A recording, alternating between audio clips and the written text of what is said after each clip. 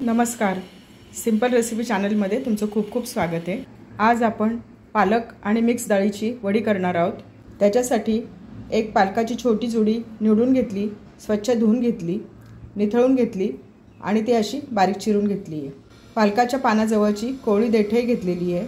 ह्या 3 प्रकारच्या डाळी घेतल्या आहेत, चण्याची डाळ, मुगाची डाळ आणि मसूर डाळ। सर्व डाळी ह्या चमच्याप्रमाणे 3 चमचे घेतले आहेत। 2 ते 3 पाण्याने स्वच्छ धुवून घेतल्यात आणि 2 तास भिजवून घेतलेत। सर्व डाळी छान भिजल्यात। डाळी तुम्ही तुमच्या आवडीनुसार घेऊ शकता। डाळीचं प्रमाण तुम्ही तुमच्या आवडीनुसार कमी जास्त करू शकता। याच वाटीच्या प्रमाणामध्ये अर्धी वाटी कोथिंबीर घेतली आहे। कोथिंबीर निवडून स्वच्छ धुवून निथळून घेतली आणि बारीक चिरून घेतली।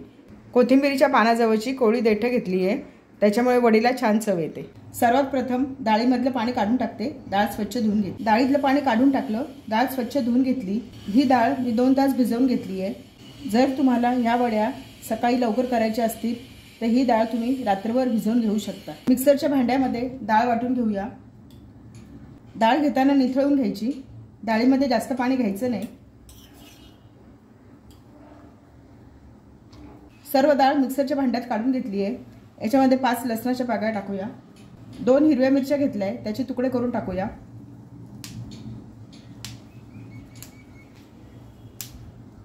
मिरची तुम्ही तुमच्या आवडीनुसार कमी जास्त करू शकता।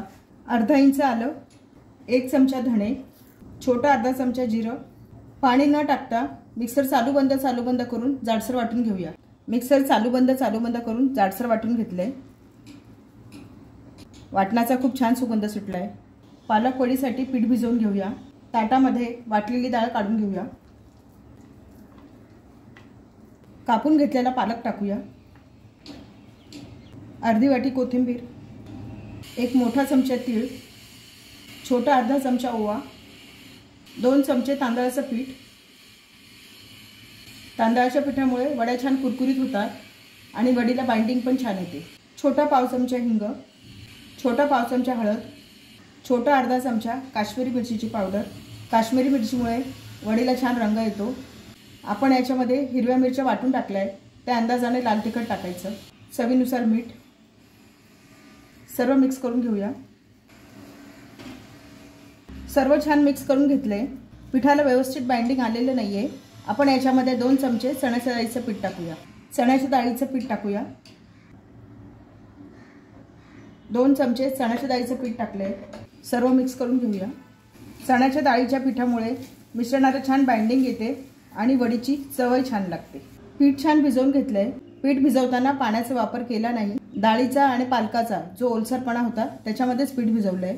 ह्या ट्रेमध्ये मी वडी वाफवून घेणार आहे। याच्यामध्ये बटर पेपर टाकते। कडेकडेने मी तेल लावून घेतलंय, म्हणजे वडी चिकटणार नाही। जर तुमच्याकडे बटर पेपर नसेल तर तुम्ही ज्या ट्रेमध्ये किंवा ताटलीमध्ये वडी वाफवून घेणार आहे त्याला तेल लावून घ्या। बटर पेपरवर थोडेसे तीळ टाकते। वडीचं पीठ टाकूया। वडीचं पीठ सर्व बाजूने व्यवस्थित करून घेऊया। आपल्याला वडी किती जाड किंवा पातळ पाहिजे त्याप्रमाणे पीठ पसरवून घ्यायचं। वरतून पण थोडेसे तीळ लावून घेऊया। चमच्याने थोडं प्रेस करते, म्हणजे तीळ पडणार नाहीत। स्टीमरमध्ये पाणी गरम झालंय, वडी वाफवायला ठेवूया। स्टीमरमधलं पाणी गरम झाले, वडी वाफवायला ठेवूया। याच्यावर झाकण ठेवते। मीडियम गॅसवर 15 मिनिटं वडी वाफवून घेऊया। 15 मिनिटं झाली आहे। वडी वाफवली का बघूया। झाकण काढूया। वडी वाफवली का बघूया।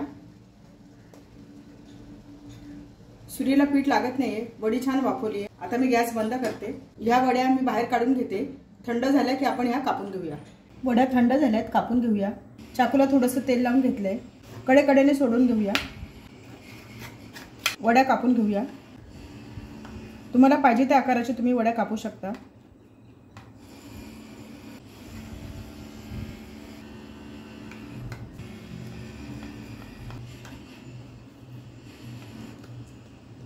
वड्या काढून घेऊया। छान निघतात वड्या। सर्व बाजूने छान झालेत। दुसरी वडी काढून घेतली आहे। सर्व वड्या मी काढून घेतल्या आहेत।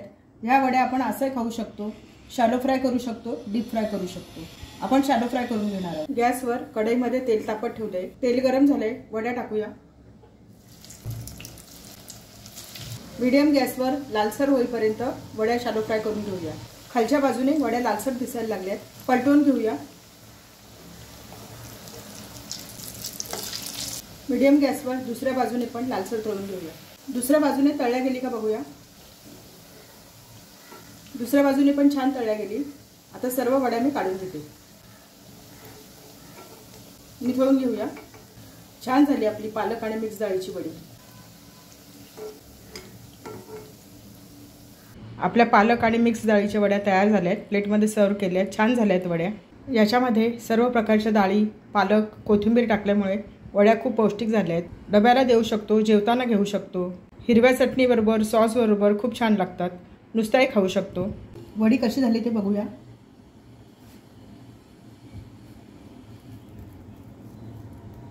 छान झाली आहे वडी। रेसिपी आवडली असेल तर चॅनलला सबस्क्राईब करा।